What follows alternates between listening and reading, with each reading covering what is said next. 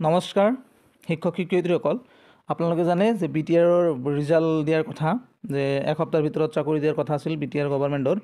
কিন্তু এতিয়া কথা এটা হ'ল যে বিটিআৰৰ ডকুমেণ্টছ ভেৰিফিকেশ্যন প্ৰক্ৰিয়া, যিটো জিটি আৰু পিজিটিৰ ডকুমেণ্টছ ভেৰিফিকেশ্যন প্ৰক্ৰিয়া আছিল, সেইটো অলৰেডি অভাৰ হৈছে।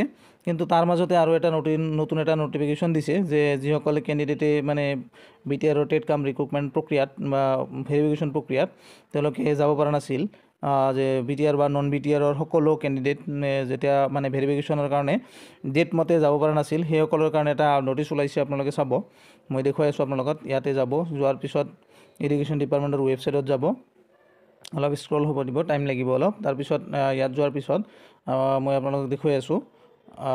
যেতিয়া ইয়াতে যাব, তাৰপিছত ইয়াতে গভৰ্ণমেণ্টছত আহিব। গভৰ্ণমেণ্টছত অহাৰ পিছত আপোনালোকে চাই আছে ইয়াতে নটিচ লিখা আছে। এই নটিচটোত আহিব, নটিচটোত অহাৰ পিছত ইয়াতে ক্লিক কৰিব। ক্লিক কৰাৰ পিছত আপুনি নটিচবিলাক আহিব। ইয়াতে কি কি নটিচ ওলাইছে গোটেইখিনি নটিচ অহাৰ পিছত আপোনালোকে জিটি পিজিটিটো চাব।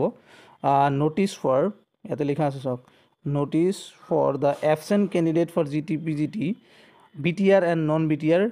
এইখিনি নটিচ আপোনালোকে চোৱাৰ পিছত ইয়াতে ক্লিক কৰিব ভিউ নটিচ। ভিউ নটিচ কৰাৰ পিছত আপোনালোকৰ ইয়াতে আহিব ডাউনলোড অপশ্যন। ডাউনলোডত গৈ ডাউনলোড কৰিব আপোনালোকে, ইয়াতে ডাউনলোড কৰিব। মই যিহেতুকে ডাউনলোড কৰি থৈছোঁ, ডাইৰেক্ট অ'পেন হৈ যাব। অ'পেন হোৱাৰ পিছত আপোনালোকে এইখিনি বস্তু পঢ়ি যাব।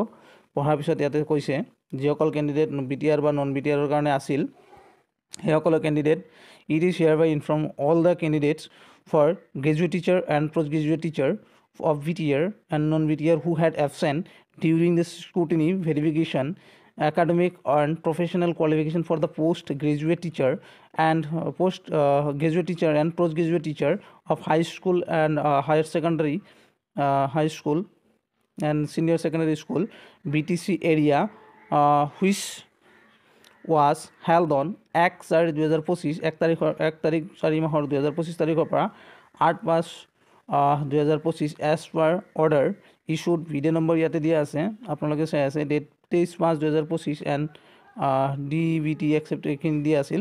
There for all absent candidate are hereby direct to appear before the selection committee on, কেই তাৰিখ দিছে ইয়াতে চাওক, 9/5/2025, 9 তাৰিখ 5/5/2025 তাৰিখ, মানে 9 তাৰিখত যাব দিছে। বৰ্ডলেণ্ড ষ্টাফ কলেজ কোকৰাঝাৰ, য'ত ভেৰিফিকেশ্যন হৈছিল তাতে হ'ব।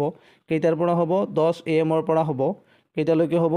10 AM honours along all the relevant documents, গোটেইখিনি ডকুমেণ্টছ যেনেকুৱা কৈছিল আগতে। এনেক্সাৰ ফৰ্ম লৈ যাব দিছে, ৰিলেভেণ্ট ডকুমেণ্টছ লৈ যাব লাগিব। And also' request to download the annexure form 1, এইটো এনেক্সাৰ ফৰ্ম 1টো ডাউনলোড কৰিব লাগিব। আৰু যেন অফিচিয়েল ৱেবছাইট এইটো দিয়া আছে, তাতে গৈ পাব। কোনো ধৰণৰ তাৰ কাৰণে যোৱা অহাৰ কাৰণে কোনো ধৰণৰ খৰচ তেওঁলোকে বহন নকৰে।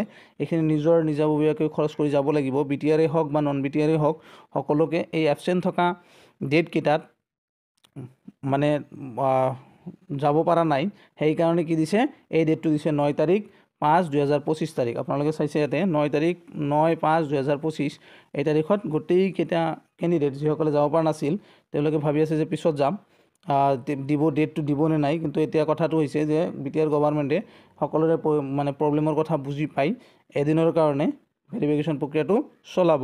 গতিকে আপোনালোকে বিটিআৰ গভৰ্ণমেণ্টৰ ভাল এটা পদক্ষেপ লৈছে। গতিকে আপোনালোকে নিজৰ ডকুমেণ্টছখিনি ভেৰিফিকেশ্যন কৰাই লওক, তাৰপিছত ৰিজাল্ট ওলাব, তাৰপিছত মেৰিট লিষ্টটো দিব। ধন্যবাদ।